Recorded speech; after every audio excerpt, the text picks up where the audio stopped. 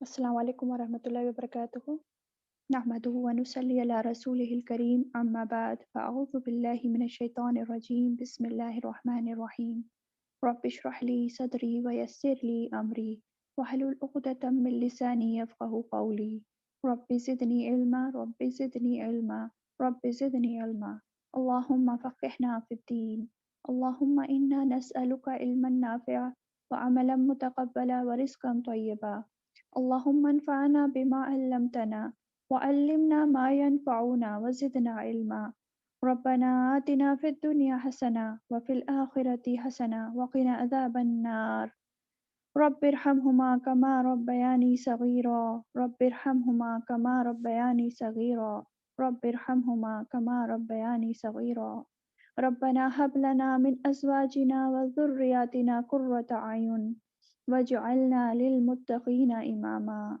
ربنا لا تزغ قلوبنا بعد إذ هديتنا وهب لنا من لدنك رحمة إنك أنت الوهاب ربنا ظلمنا أنفسنا وإن لم تغفر لنا وترحمنا لنكونن من الخاسرين ربنا اغفر لنا ذنوبنا وإسرافنا في أمرنا وثبت أقدامنا وانصرنا على القوم الكافرين یا ہمارے رب ہمارے گناہ بخش دے اور ہمارے معاملوں میں حد سے بڑھنا بھی اس کو بھی بخش دے اور ہمارے قدم جما دے اور کافر قوم کے مقابلے میں ہماری مدد فرما ربنا اصرف عنا عذاب جہنم ان عذابها كان غراما انها ساءت مستقرا ومقاما اے ہمارے رب جہنم کے عذاب کو ہم سے پھیر لے، بے شک اس کا عذاب تو جان کو لاگو ہے، بے شک وہ بہت برا ٹھکانہ ہے اور مقام ہے۔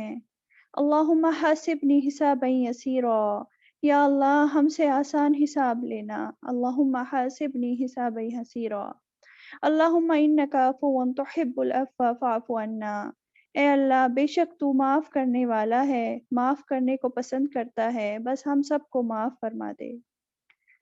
اللہم انا اسألک الہدی والتقی والعفاف والغنی، یا اللہ بے شک ہم تجھ سے ہدایت، تقوی، پاک دامنی اور بے نیازی کا سوال کرتے ہیں۔ اللہم انا اعوذ بک من منقرات الاخلاق والاعمال والاہواء، یا اللہ ہم برے اخلاق سے بچنے کے لیے برے اعمال اور بری خواہشات سے تیری پناہ مانگتے ہیں۔ ربنا لا تزغ قلوبنا بعد إذ هديتنا وهب لنا من لدنك رحمة، یا اللہ تعالیٰ اس کے بعد کہ تو نے ہمیں ہدایت دے دی پھر سے ہمارے دلوں کو ٹیڑھا نہ کریے گا، بے شک تو بہت زیادہ عطا کرنے والا ہے۔ ربنا لا تؤاخذنا إن نسينا أو أخطأنا ربنا ولا تحمل علينا إصرا كما حملته على الذين من قبلنا ربنا ولا تحملنا ما لا طاقة لنا به واعف عنا واغفر لنا وارحمنا أنت مولانا فانصرنا على القوم الكافرين رب يسر ولا تعسر وتمم بالخير۔ درود شریف پڑھیں۔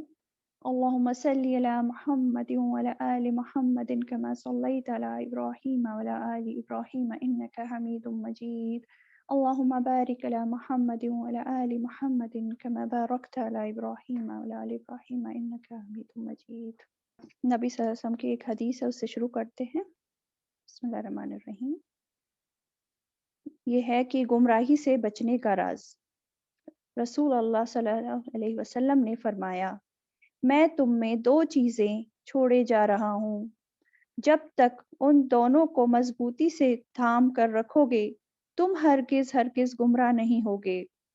وہ دو چیزیں کیا ہیں؟ ایک اللہ کی کتاب اور دوسری اس کے نبی کی سنت یعنی کہ حدیث۔ تو کیا سمجھ میں آیا؟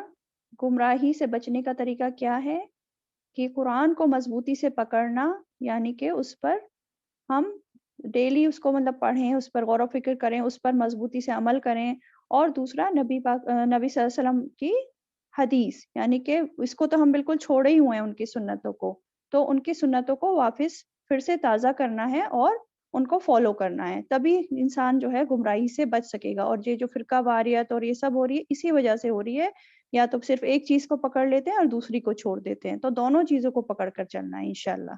چلیں چلتے ہیں ہم اپنے سبق کی طرف۔ لاسٹ ٹائم ہم نے آیت نمبر 187 تک الحمدللہ کر لیا تھا، اور آج انشاءاللہ آیت نمبر 188 سے ہم لوگ کنٹینیو کریں گے۔ پہلے تھوڑا سا ریویژن پچھلا دیکھ لیتے ہیں کیا تھا۔ اچھا، پچھلی آیتوں میں ہم دیکھ رہے تھے کہ رمضان کے بارے میں کہ کس طرح اللہ سبحانہ و تعالیٰ نے لوگوں پر روزوں کو فرض کر دیا ہے نا۔ اور شروع میں ہم دیکھ رہے تھے کہ شروع میں پھر بھی تربیت کے لیے شروع میں چھوٹ تھی کہ جو چاہے روزہ رکھے اور جو چاہے روزہ نہ رکھے اس کی بدلے فدیہ دے دے، لیکن بعد میں سب پر فرض کر دیا گیا۔ دوبارہ اگلی آیت آ گئی اور اس میں پچھلی بات جو تھی وہ منسوخ کر دی گئی، اور سب پر اب روزہ رکھنا فرض تھا، فدیے کا کانسیپٹ نہیں تھا۔ فدیہ صرف اب کس کے لیے رہ گیا تھا؟ بوڑھے لوگوں کے لیے اور مسافروں کے لیے اور جو کوئی مریض ہو ان کے لیے۔ یہ ہم لوگ ڈیٹیل میں دیکھ چکے تھے لاسٹ ٹائم۔ اچھا، یہ بھی دیکھی تھی ہم نے کہ رمضان کی اہمیت کیوں تھی؟ قرآن کی وجہ سے تھی، کیونکہ اس مہینے میں قرآن مجید نازل ہونا شروع ہوا تھا، پہلی بار جب ہوا تھا شروع، ہے نا۔ اچھا، اور پھر یہ بھی دیکھا تھا کہ کیسے گنتی ہمیں پوری کرنی ہے رمضان میں اگر ہمارے روزے چھوٹ جائیں، یہ بھی ہم ڈیٹیل میں دیکھ چکے تھے۔ پھر ایک جو ہمیں بات پتہ چلی تھی اچھی، کہ جب بھی اللہ تعالیٰ کو اس کے بندے پکارتے ہیں تو اللہ کوئی دور نہیں ہوتا، بہت قریب ہوتا ہے، وہ دعائیں سنتا ہے۔ اور یہ بھی دیکھا تھا کہ دعائیں اللہ تعالیٰ کب سنتا ہے، کس طرح سے دعائیں مانگنی چاہیے کہ اللہ تعالیٰ ہماری دعائیں سنیں، اور کیا کام کرنے چاہیے، اللہ کے حکم ماننے چاہیے، اللہ کی اطاعت کرنی چاہیے اور اپنا ایمان مضبوط کرنا چاہیے، تبھی ہماری دعائیں سنی جائیں گی۔ اگر کمزور ایمان ہوگا اور ہم جو ہے حرام میں پڑے ہوں گے، گناہوں میں پڑے ہوں گے، تو ہماری دعائیں پھر نہیں سنی جاتی، ہے نا۔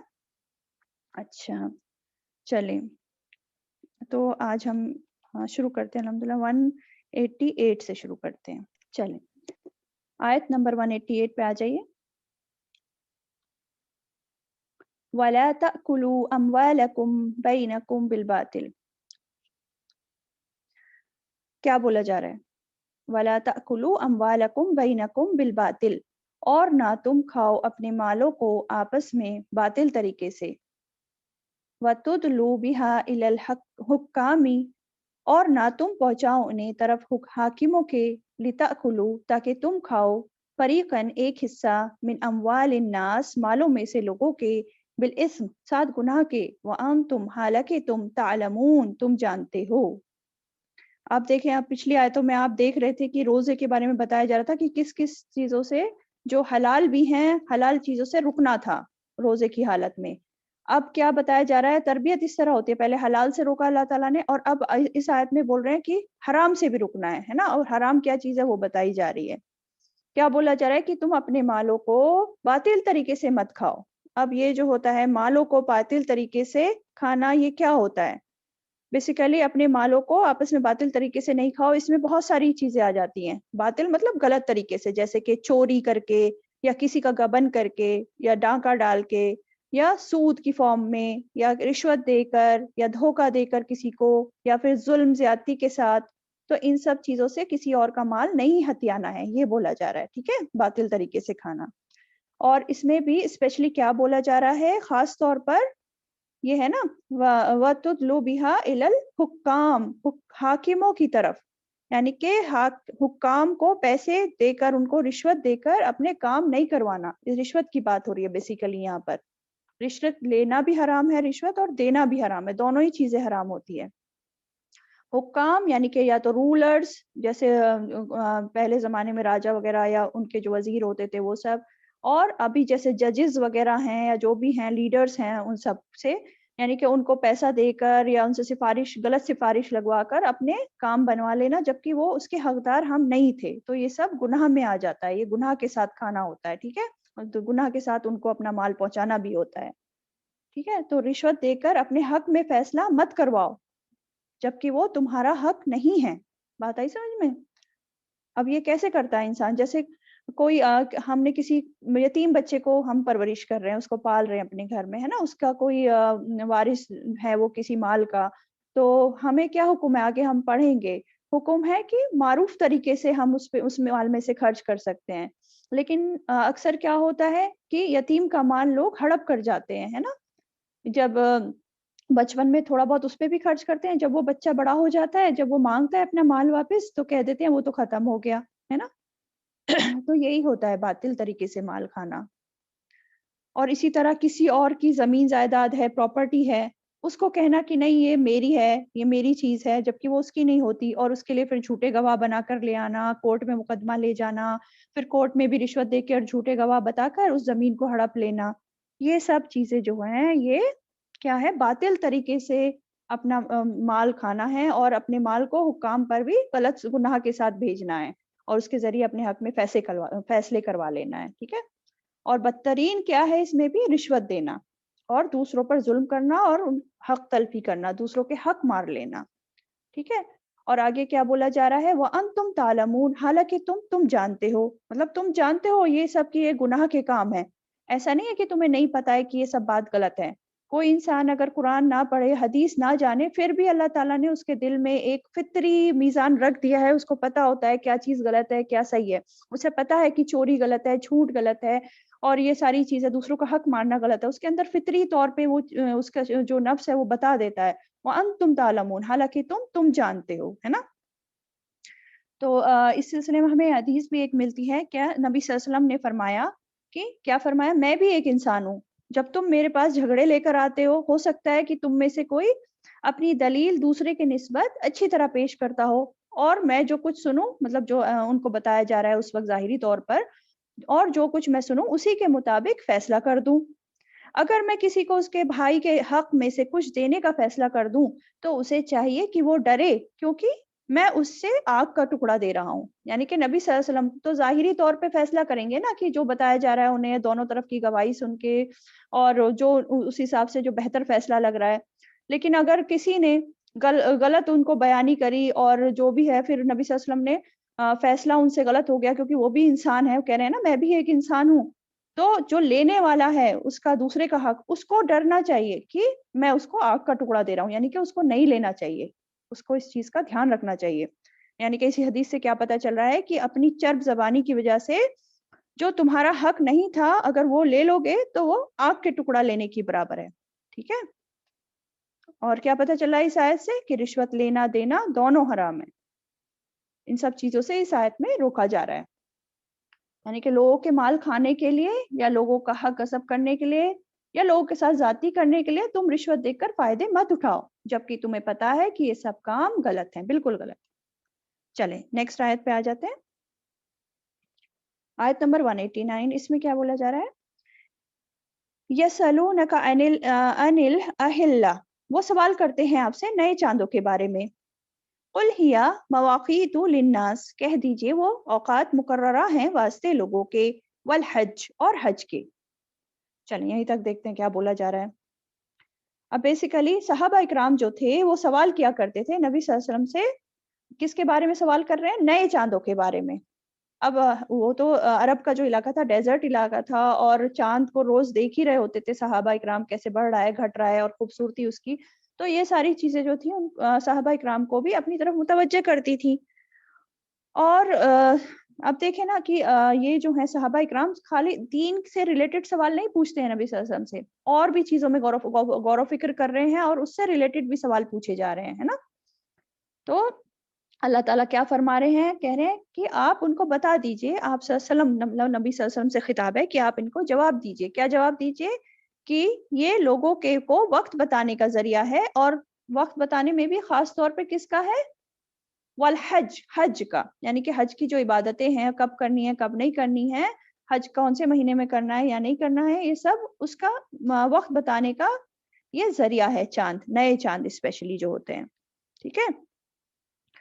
اب جیسے ہم نے ابھی پچھلی آیتوں میں بھی دیکھا تھا نا کہ روزے کب شروع ہوتے ہیں، وہ بھی تو چاند دیکھ کر ہی شروع ہوتے ہیں نا، تو روزے کی رمضان کا مہینہ جو ہوتا ہے اس کا بھی تعین ہلال سے ہی ہوتا ہے، ہلال مطلب نیو مون، نیا چاند۔ تو کیا پتہ چلا ابھی تک اتنے پارٹ میں کہ صحابہ اکرام جو تھے وہ بھی غور و فکر کرتے تھے کائنات میں، اور وہ علم کے حریص ہوتے تھے، جاننا چاہتے تھے کہ یہ سب چیزیں کیوں ہو رہی ہیں کائنات میں، کیسے ہو رہی ہیں، ہے نا۔ اور دوسری بات یہ ہے کہ دور جاہلیت میں جو تھے نا لوگ، چاند سے ریلیٹڈ انہوں نے غلط باتیں سوچ رکھی تھی، کہ جب چاند چڑھ رہا ہوتا ہے، مطلب بڑھ رہا ہوتا ہے دھیرے دھیرے، تو یہ گڈ لک ہے ان کے لیے، اور جب کم ہو رہا ہے تو یہ بیڈ لک ہے، اس طرح سے کچھ غلط چیزیں انہوں نے اپنے من میں سوچ رکھی تھی چاند کے بارے میں۔ تو صحابہ اکرام جو تھے اس دور جاہلیت کی باتوں کو، جو خیالات تھے ان کے ذہن میں، اس کی یا تو تصدیق کرانا چاہ رہے تھے یا تکذیب کرانا چاہتے تھے نبی صلی اللہ علیہ وسلم سے کہ یہ جو سوچ رہے ہیں درست ہے یا نہیں ہے، پکا پتہ لگانا چاہ رہے تھے. ٹھیک ہے، تو یہ ساری باتیں ہمیں پتہ چل رہی ہیں. اور صحابہ اکرام جو ہیں سوالات صرف دین سے متعلق نہیں کرتے تھے بلکہ دنیائے امور اور کائنات سے ریلیٹڈ بھی سوال کرتے تھے. چلیں تو آگے اللہ تعالیٰ ان سوالوں کا جواب دیتے ہوئے کہہ رہے ہیں کہ چاند کا گھٹنا بڑھنا جو ہے وہ ایک عالمی کیلنڈر ہے نا، اور ان کے کاموں جو کام ہے مقرر کرنے کا وقت اسی کے ذریعے اس سے پتہ چلتا ہے، اور حج کے اوقات بھی. تو چاند کے تھرو جو ہیں دنیاوی فائدے بھی ہیں اور دین کے فائدے بھی ہیں. دنیاوی فائدے کیسے ہیں؟ اب دیکھیں سولار کیلنڈر زیادہ تر کون لوگ استعمال کر سکتے ہیں؟ سولار کیلنڈر کے لیے تھوڑا پڑھا لکھا ہونا بھی ضروری ہے، ہلکا پھلکا ہے نا. لیکن لونار کیلنڈر ایسا ہے کہ اس کو ہر کوئی استعمال کر سکتا ہے. لونار کیلنڈر یونیورسل ہے ایک طرح سے اور آسان بھی ہے. کوئی کم نالج کا انسان ہے یا جاہل انسان ہے یا کوئی بوڑھا ہے یا جوان ہے پڑھا لکھا ہے نہیں، ہر کوئی اسے استعمال کر سکتا ہے. اور کیسے ہے یہ تو ہم سب کو ہی پتا ہے کہ شروع میں جو ہوتا ہے باریک ہوتا ہے، پھر بڑھتا چلا جاتا ہے دھیرے دھیرے، پھر جو ہے فل مون ہو جاتا ہے، پھر گھٹتا چلا جاتا ہے. اسی حساب سے مہینے کے دن کاؤنٹ کیے جا سکتے ہیں اور مہینہ کاؤنٹ کیا جا سکتا ہے. ٹھیک ہے، تو یہ جو اللہ تعالیٰ نے چاند بنایا ہے یہ بہت ہمارے لیے آسانی کرنے کے لیے بنایا ہے، اس کے تھرو جو ہے وقت مقرر کرنا. ٹھیک ہے، اور خاص طور پر چاند سے ہمیں کیا ہم لوگ کیسے کیلکولیٹ کرتے ہیں؟ حج کے اوقات کیلکولیٹ کرتے ہیں، رمضان کے اوقات کیلکولیٹ کرتے ہیں، اور کچھ چیزیں ہوتی ہیں جیسے عدت وغیرہ وہ بھی لونار منتھ سے کیلکولیٹ کی جاتی ہے، سولار منتھ سے نہیں کیلکولیٹ کی جاتی ہے. جیسے بیوہ کی عدت ہوتی ہے 4 مہینے 10 دن، ہے نا. اور جیسے عید کب ہونی ہے، بقرعید کب ہونی ہے، یہ ساری چیزیں. پھر جو کفارے کے روزے ہوتے ہیں جب کوئی کسی سے غلطی سے قتل ہو جاتا ہے، قتل خطا جو ہوتی ہے، جو پیچھے پڑا وہ نہیں، جس میں قصاص جان کے بدلے جان، وہ نہیں، جو غلطی سے ہو جاتا ہے تو اس میں بھی جو ہے کفارہ ہوتا ہے. تو اس میں کفارے میں 2 مہینے کے مسلسل روزے رکھنے ہوتے ہیں. تو وہ جو 2 مہینے کے روزے رکھے جاتے ہیں وہ بھی لونار کیلنڈر کے حساب سے ہے نا، چاند کے کیلنڈر کے حساب سے رکھے جاتے ہیں. ٹھیک ہے، تو یہ سب اس سے پتا چل رہا ہے یہاں تک. اوکے، تو آگے بڑھتے ہیں. آگے کہا جا رہا ہے وَلَيْسَ الْبِرُّ، اور نہیں ہے نیکی، بِأَن، یہ کہ تَأْتُوا، تم آؤ، الْبُيُوتَ، گھروں کو، مِن ظُهُورِهَا، ان کی پچھلی طرف سے، وَلَكِنَّ الْبِرَّ، اور لیکن نیکی اسی کی ہے، من جو اتقى، تقوی کرے. کیا بات سمجھ میں آ رہی ہے یہاں تک؟ اب کہا جا رہا ہے کہ نیکی یہ نہیں کہ تم اپنے گھروں کو جو ہے اس کے پچھلی طرف سے آؤ، بلکہ نیکی یہ ہے کہ تم اس کو دروازے سے آؤ. اب بیسیکلی اس کے پیچھے ایک بات ہے، یہ بات ہے کہ دور جاہلیت میں کیا ہوتا تھا نا، دور جاہلیت میں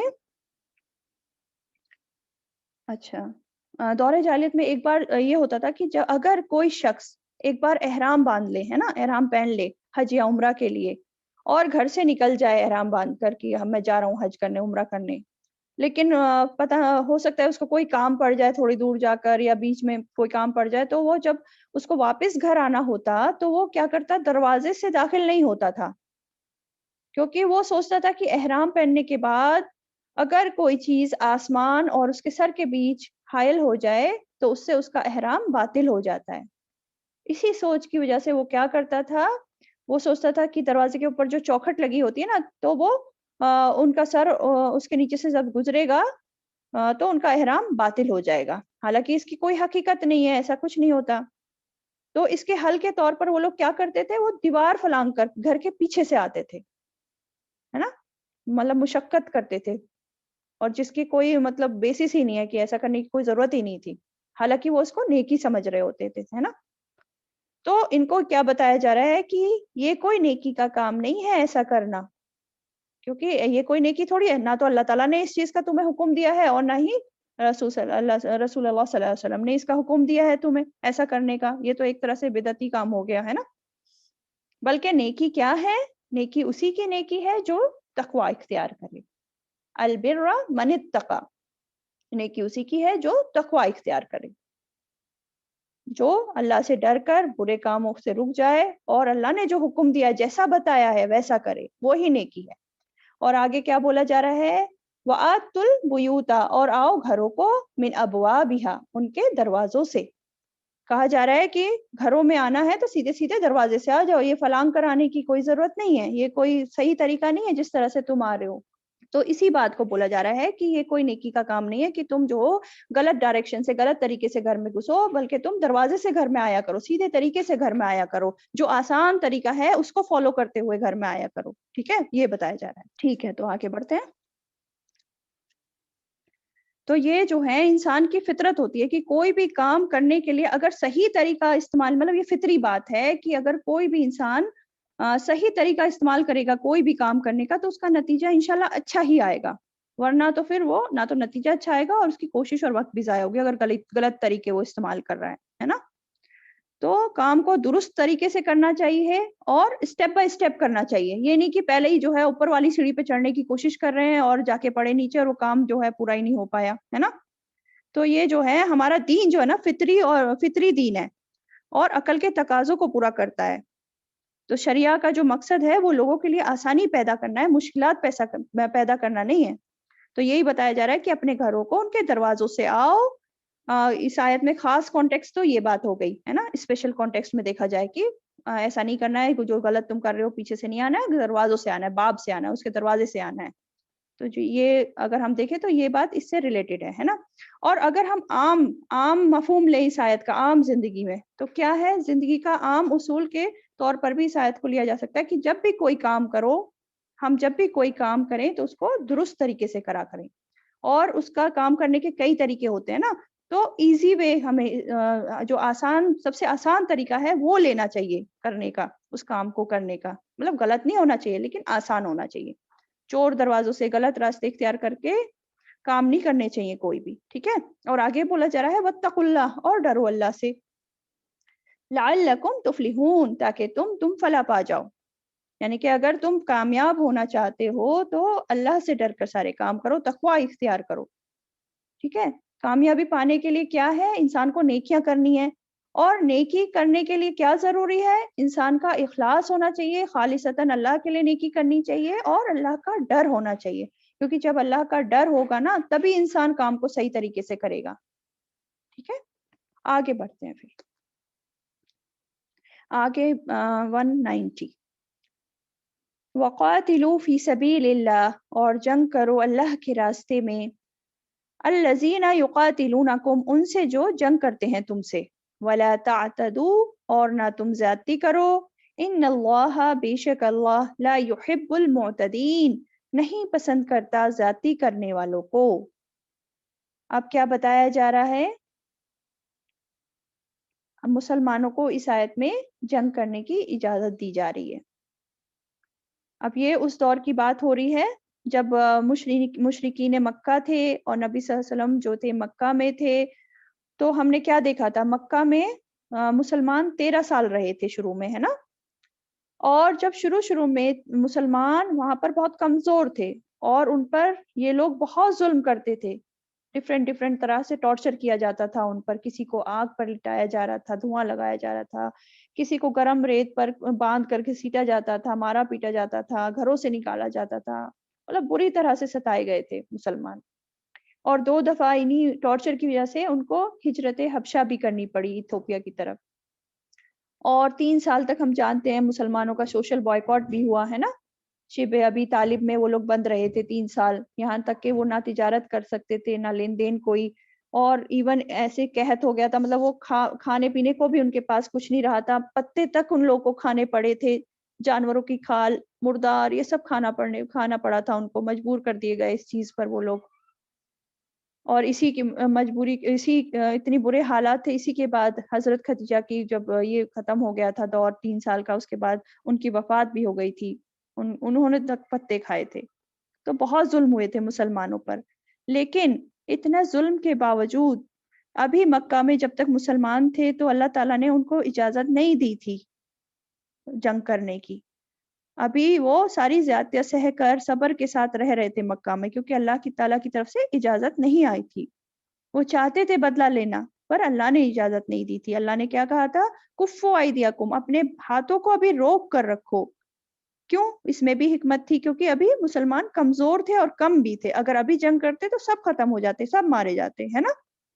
لیکن اب جب مدینہ آ گئے، ہے نا، اب مدینہ آ گئے، ہم سورہ بقرہ پڑھ رہے ہیں نا، تو یہ مدینہ کی ہے. تو مدینہ آ گئے اور اب ان کی چھوٹی سی ریاست بھی قائم ہو گئی، اور آس پاس کے جو مدینہ میں جو یہود رہتے تھے اور آس پاس کے جو لوگ تھے ان سے بھی معاہدہ ہو گیا تھا ان کا، تو ابھی تھوڑی سٹیبلٹی آ گئی تھی مسلمانوں میں، ہے نا، ان کی پوزیشن جو تھی تھوڑی مضبوط ہو گئی تھی، تو اور ان کی چھوٹی سی اپنی آرمی بھی ہو گئی تھی، تو اب ان کو اجازت دے دی گئی، اللہ تعالیٰ نے اب اجازت دے دی. کیا بولا جا رہا ہے؟ وَقَاتِلُوا فِي سَبِيلِ اللَّهِ الَّذِينَ يُقَاتِلُونَكُمْ، جو لوگ تم سے جنگ کرتے ہیں ان سے اللہ کے راستے میں جنگ کرو.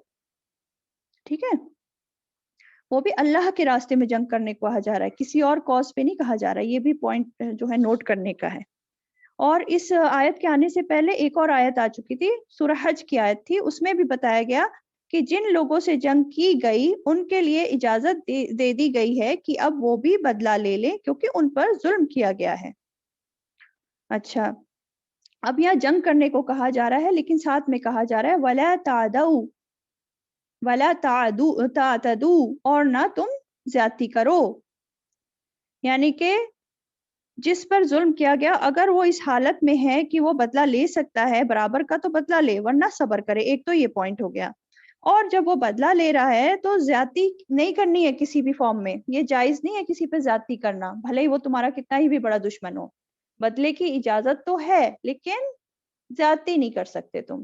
ٹھیک ہے، زیادتی نہیں کر سکتے.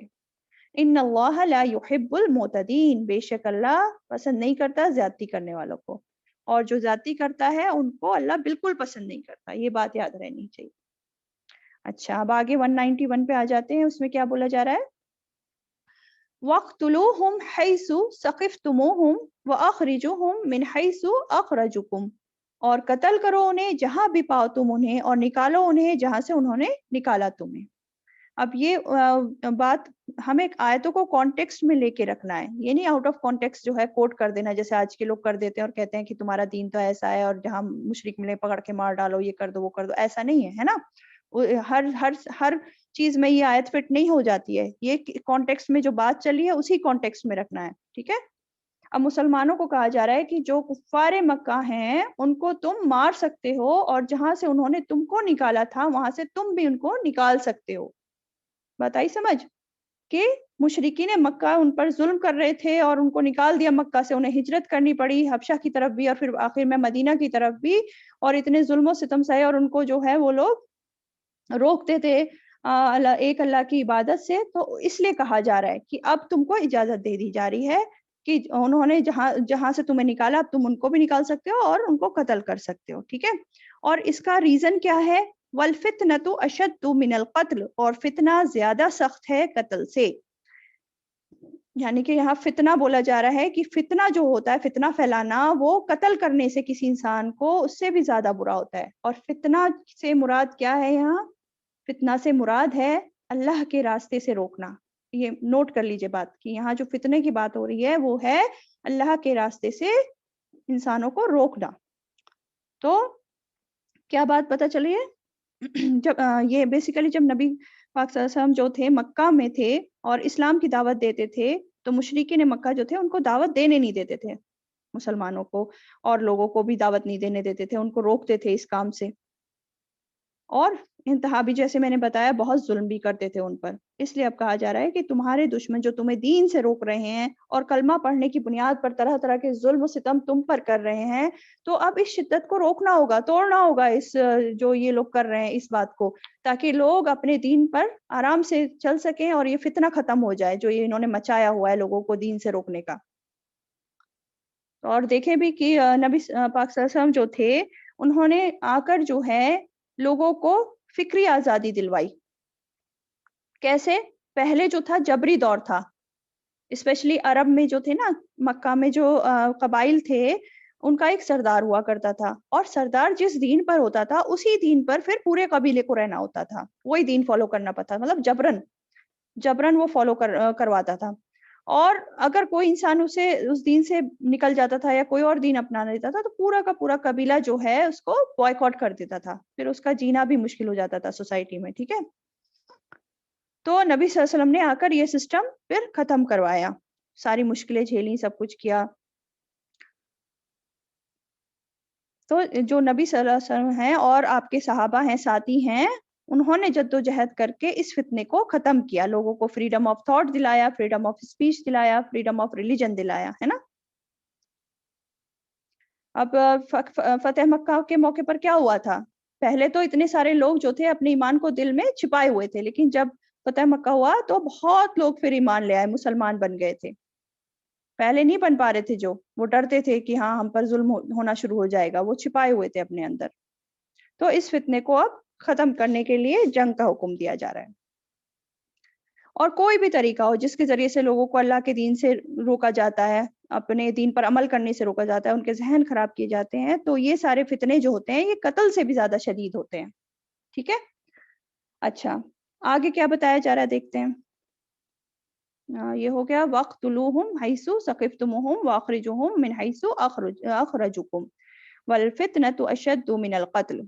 اب آگے بولا جا رہا ہے وَلَا تُقَاتِلُوهُمْ، اور نہ تم لڑو ان سے، عِنْدَ الْمَسْجِدِ الْحَرَامِ، پاس مسجد حرام کے، حتیٰ یہاں تک کہ یقاتلوکم، وہ لڑیں تم سے، فیہ، اس میں۔ کیا بولا جا رہا ہے کہ تم جو ہو مسجد حرام کے پاس نہیں لڑو، لیکن کب لڑ سکتے ہو؟ جب وہ تم سے لڑیں ان حرام مہینوں میں اور مسجد حرام کے پاس۔ ویسے دیکھیں نا، مکہ جو ہے، جو حرم ہے، اس کی بہت حرمت ہے، وہاں کوئی جھگڑا نہیں کر سکتا، کسی طرح کا فساد نہیں پھیلا سکتا، مطلب اس سب کی اجازت نہیں ہے، جنگ کرنے کی، سب کرنے کی۔ لیکن اجازت کس کیس میں ہے؟ کہ اگر وہ لڑیں تم سے، تب تم ان سے لڑو، انہیں قتل کرو۔ شروعات تمہیں نہیں کرنی ہے، لیکن اگر وہ شروعات کر دیں تو پھر تم جو ہو ان سے بدلہ لے سکتے ہو، ٹھیک ہے۔ کن لوگوں سے؟ جو نہ خود اسلام کو فالو کر رہے ہیں اور تمہیں بھی جو ہے اسلام فالو کرنے سے روک رہے ہیں، اور زبردستی تم کو شرک پر لے جا رہے ہیں، ان بتوں کو تم سے پجوانا چاہتے ہیں جو انہوں نے کعبہ میں رکھ رکھے تھے نا، پتہ نہیں کتنے 300 سے زیادہ بت انہوں نے رکھ رکھے تھے، اور وہ ان کو پجوانے کے لیے تم پر تشدد کر رہے ہیں۔ تو پھر ایسے کیس میں جب وہ تم سے جنگ کر رہے ہیں تو تم ان سے اب جنگ کر سکتے ہو، ٹھیک ہے۔ اچھا، اور آگے کیا ہے؟ اچھا، یہ جو بات ہو رہی تھی نا، یہ پہلے جو ہم نے پڑھا تھا، اور نہ تم زیادتی کرو، مطلب کسی سے جب تم بدلہ لے رہے ہو، جنگ کر رہے ہو، تو اس میں بھی تمہیں زیادتی نہیں کرنی ہے نا۔ تو زیادتی کے سلسلے میں نبی صلی اللہ علیہ وسلم کا کیا طریقہ تھا؟ جب وہ کسی لشکر کو بھیجتے تھے نا جنگ کے لیے، تو خاص طور پر ان کو تاکید کر کے بھیجتے تھے، کیا کہ ایک تو مسلح نہیں کرنا ہے۔ مسلح آپ لوگ جانتے ہوں گے، مسلح کیا ہوتا ہے کہ جب دشمن کے لوگ مارے جاتے ہیں تو مرے ہوئی باڈی کا ناک، کان اور یہ سب کاٹنا، اعضا کاٹ دینا، اس کو مسلح کہتے ہیں۔ حضرت حمزہ کا کیا تھا نا ان لوگوں نے۔ اچھا، تو منع کیا تھا نبی صلی اللہ علیہ وسلم نے، یہ نہیں کرنا ہے ایک تو جب آپ جنگ پر جاؤ۔ دوسری چیز، غلول نہیں کرنا ہے، یعنی کہ خیانت نہیں کرنی ہے، یعنی کہ مالی غنیمت جو ملے گا اس میں سے کچھ چرانا نہیں ہے۔ پھر بد عہدی نہیں کرنی ہے، غدر نہیں کرنا ہے، دھوکہ نہیں دینا ہے، اور کسی بچے کو قتل نہیں کرنا ہے۔ مطلب یہ سب زیادتی میں آ جاتا ہے نا۔ اور دیگر حدیث سے بھی پتہ چلتا ہے کہ آپ صلی اللہ علیہ وسلم نے عورتوں، بچوں، بوڑھوں، بیماروں اور جو گرجا میں مصروف عبادت گزار ہوتے نا، ان پر ہاتھ اٹھانے سے منع کیا، اور درخت کاٹنے وغیرہ سے بھی منع کیا جنگ کے دوران۔ تو دیکھیں ہمارا دین جو ہے کتنا اچھا ہے، مطلب جنگ میں بھی کوئی زیادتی نہیں کرنی ہے کسی بھی طرح کی، ٹھیک، سمجھ آیا؟ چلیں، اور کیا کہا جا رہا ہے اس میں؟ ہاں، اس میں آگے بولا جا رہا تھا کذالک جزاء الکافرین، یہی ہے بدلہ کافروں کا۔ ابھی ہم بات کر رہے تھے نا کہ اگر وہ لڑیں تم سے تو تم بھی ان کو قتل کرو، اور یہی بدلہ کافروں کا ہے، کیونکہ وہ بہت زیادہ ظلم کی بات کر رہے ہیں، تو ان کا بدلہ کیا ہے کہ پھر ان کو قتل کر دینا چاہیے، کیونکہ وہ سدھرنے والے نہیں۔ چلیں، آیت نمبر 192 پر آ جاتے ہیں۔ فَإِنِ انْتَهَوْا، پھر اگر وہ باز آ جائیں، فَإِنَّ اللَّهَ غَفُورٌ رَحِيمٌ، تو بے شک اللہ بہت بخشنے والا ہے، بہت رحم کرنے والا ہے۔ اب دیکھیں کہ بتایا جا رہا ہے کہ اگر یہ کافر مشرکین مکہ یا کافر جو ہیں باز آ جائیں، اسلام قبول کر لیں یا جنگ چھوڑ دیں، تو پھر تم بھی ان کو معاف کر دو اسلام میں آنے کے بعد، اب ان سے کچھ نہیں کہنا، اور اللہ تعالیٰ کی رحمت دیکھیں۔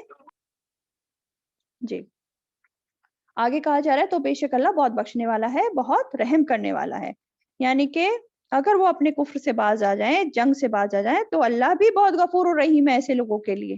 دیکھیں اللہ تعالیٰ کی کتنی بڑی رحمت ہے کہ خواہ کتنے بھی بڑے بڑے جرم کرے ہوں انسان نے، لیکن اگر وہ ان اپنے جرموں پر جو ہے توبہ کر لیتا ہے اور اپنی اصلاح کر لیتا ہے، معافی مانگ لیتا ہے اللہ سے، اور کفر کو چھوڑ کر اسلام میں داخل ہو جاتا ہے، تو اس کے جو ہیں پچھلے بڑے بڑے سارے گناہ بھی معاف کر دیے جاتے ہیں، ہے نا؟ یہ تو ہے اللہ تعالیٰ کے رحم کی مثال، کتنا بڑا وہ غفور الرحیم ہے۔ اب اس میں بھی ہم دیکھتے ہیں، جیسے آپ نے پڑھی ہوگی سیرت میں، جیسے کچھ لوگ تھے جو مشرکین مکہ بہت ہی زیادہ انہوں نے ظلم کیے تھے اسلام قبول کرنے سے پہلے، اور ایون مسلمانوں کو قتل بھی کیا تھا، جیسے ایک حبشی تھا وہ جس کا نام وحشی تھا، جس نے جو ہے حضرت حمزہ کو قتل کیا تھا پیچھے سے اسپیئر مار کے، ہے نا؟ لیکن بعد میں اس نے فتح مکہ کے بعد جب اس نے اسلام قبول کر لیا تھا تو نبی صلی اللہ علیہ وسلم نے اس کو معاف کر دیا تھا وحشی کو، بس اتنا کہا تھا کہ تم میرے سامنے مت آیا کرو۔ اسی طرح ہند جو تھی ابو سفیان کی وائف، اس نے بھی تو حضرت حمزہ کا کلیجہ چبانے کی کوشش کی تھی اور بہت ظلم، مطلب بہت ہی گناہ کے کام کیے تھے، لیکن یہ بھی جب اسلام لے آئی بعد میں تو اس کو بھی معاف کر دیا، ہے نا؟ اور اسی طرح ابو سفیان، تو یہ سب اسلام لے آئے تھے اور ان کو معاف کر دیا گیا۔ آگے بولا جا رہا ہے آیت نمبر 193 پر آ جائیے۔ آیت نمبر 193 میں وَقَاتِلُوهُمْ حَتَّى لَا تَكُونَ فِتْنَةٌ، اور لڑو ان سے یہاں تک کہ نہ رہے کوئی فتنہ، وَيَكُونَ الدِّينُ لِلَّهِ، اور ہو جائے دین اللہ ہی کے لیے، فَإِنِ انْتَهَوْا، پھر اگر وہ باز آ جائیں، فَلَا عُدْوَانَ، تو نہیں کوئی زیادتی، إِلَّا عَلَى الظَّالِمِينَ، سوائے یا مگر ظالموں پر۔ اب کیا کہا جا رہا ہے؟ جنگ کا مقصد بتایا جا رہا ہے اس آیت میں کہ جنگ کیوں کرنی ہے۔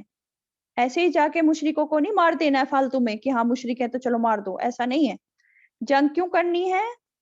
تاکہ فتنہ ختم ہو، فتنہ ختم ہو اور دین جو ہے سارے کا سارا اللہ کے لیے ہو جائے، یہ ہے مقصد جنگ کا، یہ یاد رہنا چاہیے، ٹھیک ہے؟ فتنے کا توڑ کرنا اور دین اللہ کا ہو جائے سب، اس لیے ایسا کیوں ہے؟ کیونکہ اللہ تعالیٰ نے انسان کو کیوں بنایا؟ اپنی عبادت کے لیے بنایا تھا نا، دنیا میں ہمیں بھیجا ہی اپنی عبادت کے لیے ہے کہ اس کی عبادت کرتے ہوئے زندگی کو گزاریں۔ لیکن اگر کچھ مخلوق اللہ کی، کچھ اور انسان جو ہیں لوگوں کو اس مقصد سے روکیں، اللہ کی عبادت سے روکیں، تو پھر کیا کرنا چاہیے؟ تو پھر ایسے لوگوں کو جو اس کام کو کرتے ہیں، روکتے ہیں لوگوں کو اللہ کی عبادت سے، پھر ان کو جبرن کے ساتھ ہٹانے کی اجازت دی جا رہی ہے کہ ان کو پھر ہٹایا جائے، ٹھیک ہے؟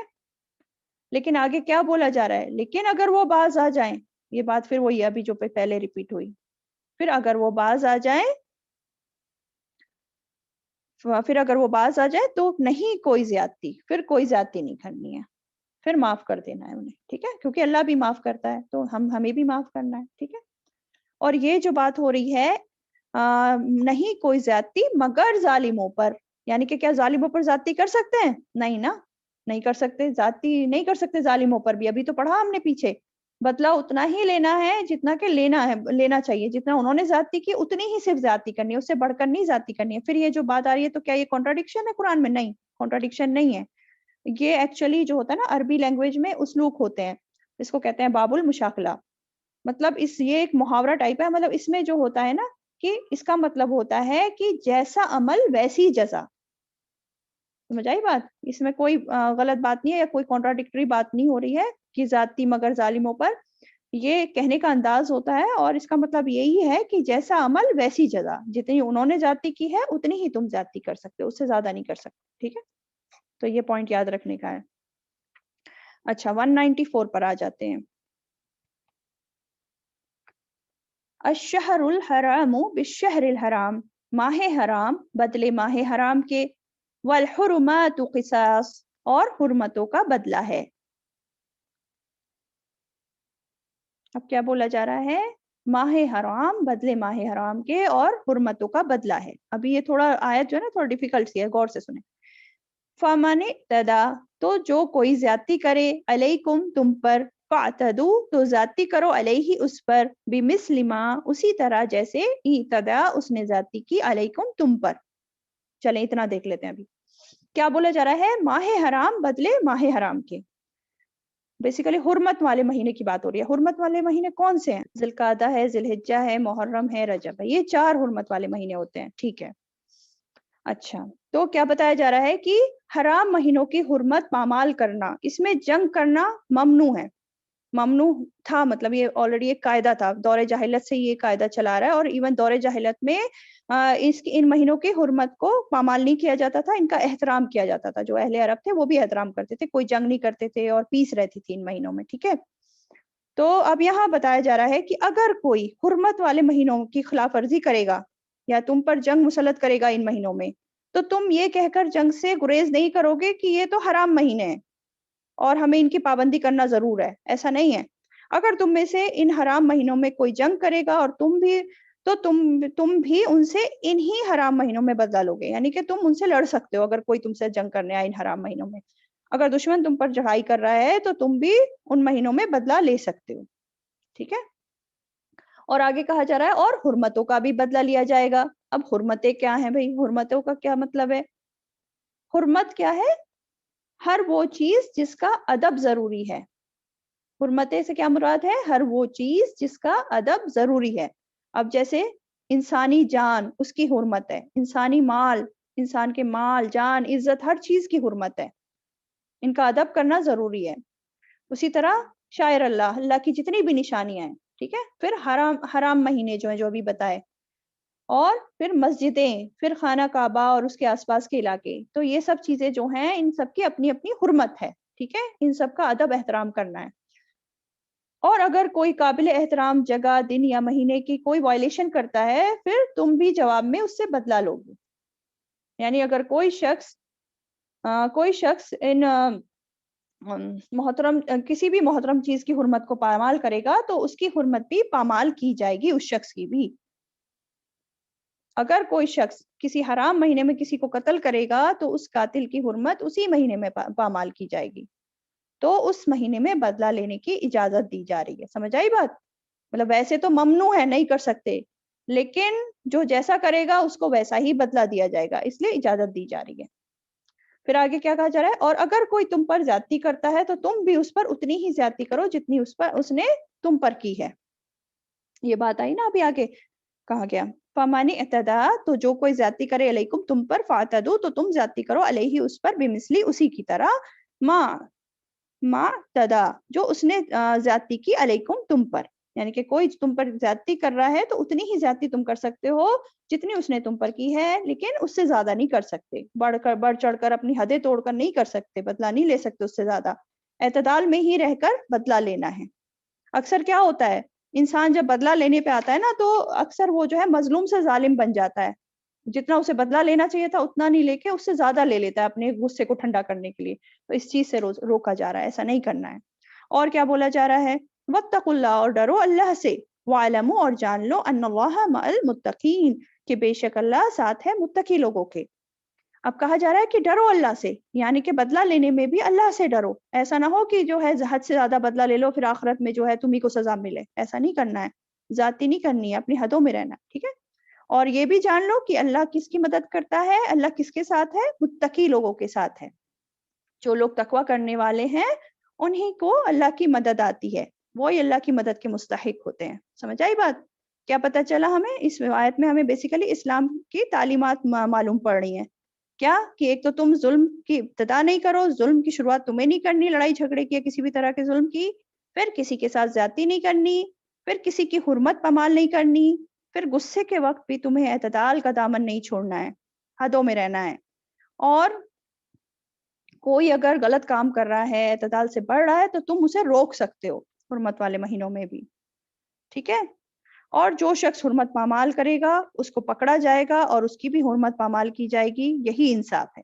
ٹھیک ہے، اور لیکن ہمیں کیا پتہ چلتا ہے دوسری آیتوں سے بھی قرآن مجید کی، کہ معاف کرنا بہتر ہے. معاف کر دینا یہ بہتر ہے، احسان کے درجے پہ آ جاتا ہے. پھر وہ اپنے نبی نے بھی بہت سارے دشمنوں کو معاف کیا تھا، ہے نا. ابھی جیسے میں نے بتایا نا، وحشی کو کیا، پھر ہند کو کیا، ابو سفیان ان کو کیا، اور بھی لوگ. دیکھیں کہ کیا ہوتا ہے معاف کرنے سے، کیا ہوتا ہے جو دشمن ہوتے ہیں نا وہ بھی دوست بن جاتے ہیں ایک مومنٹ پہ آ کے. تو دینی بھی بھلائی بھی ہوتی ہے اور دنیاوی بھلائی بھی ملتی ہے. ٹھیک ہے، تو معاف کر دینا زیادہ بہتر ہے. اوکے، چلیں 195 پہ آ جاتے ہیں. کیا بولا جا رہا ہے 195 وَأَنفِقُوا فِي سَبِيلِ اللَّهِ اور خرچ کرو اللہ کے راستے میں وَلَا تُلْقُوا بِأَيْدِيكُمْ اور نہ تم ڈالو اپنے ہاتھوں کو إِلَى التَّهْلُكَةِ طرف ہلاکت کے وَأَحْسِنُوا اور احسان کرو ان اللہ بے شک اللہ یحب المحسنین محبت رکھتا ہے احسان کرنے والوں کے ساتھ. اچھا یہ ہماری انشاءاللہ لاسٹ آیت رہے گی آج کی. دیکھتے ہیں کیا کیا کہا جا رہا ہے کہ خرچ کرو اللہ کے راستے میں اور نہ تم ڈالو اپنے ہاتھوں کو طرف ہلاکت کے اور احسان کرو. آپ دیکھیں ابھی تک تو جنگ کی باتیں ہو رہی تھی پیچھے کہ کب جنگ کرنا ہے کب نہیں کرنا ہے اور کیا کیا اجازت دی جا رہی ہیں. اب جنگ کی بات ہوتے ہوتے انفقوں کی بات آ گئی, خرچ کرنے کی بات آ گئی. کیوں ایسا کیوں؟ کیونکہ اب دیکھیں نا کسی بھی دین کے کام کے لیے جاتے ہیں یا کسی جنگ پر ہی کوئی جا رہا ہے تو خرچ کرنے کی بھی ضرورت پڑتی ہے, مال کی بھی ضرورت پڑتی ہے نہیں پڑتی ہے نا.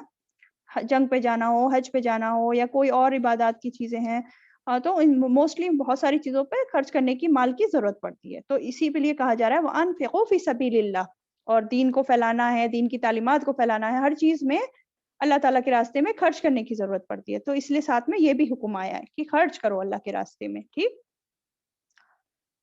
اوکے. اور کیا بولا جا رہا ہے کہ اپنے ہاتھوں کے ساتھ خود کو ہلاکت میں نہیں ڈالو. اس کا کیا مطلب ہوا کہ اپنے ہاتھوں کے ساتھ خود کو ہلاکت میں نہیں ڈالو؟ دیکھیں ایک تو ہوتا ہے اپنے ہاتھوں سے اٹھا کر کسی اور انسان کو ہم نے آگ میں پھینک دیا ہے نا, اور ایک ہوتا ہے اپنے آپ کو ہی ہم آگ میں پھینک رہے ہیں. تو اپنے ہاتھوں سے اپنے آپ کو ہلاکت میں ڈال رہے ہیں ہے نا.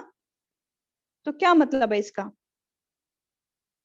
اس کا مطلب یہ ہے کہ انسان جب خرچ کرنے کے موقع پر خرچ نہیں کرے گا تو وہ نقصان اٹھائے گا, پھر نقصان سے بچ نہیں سکتا. یعنی کہ اللہ کے راستے میں, دین کی تبلیغ میں, جہاد کے موقع پر اگر انسان خرچ نہیں کرے گا اور بچا کے رکھے گا اپنے مال کو, یا دین کو آگے پھیلانے میں جو ہے اپنا پیسہ جو ہے نہیں لگا رہا ہے, تو پھر کیا ہوگا؟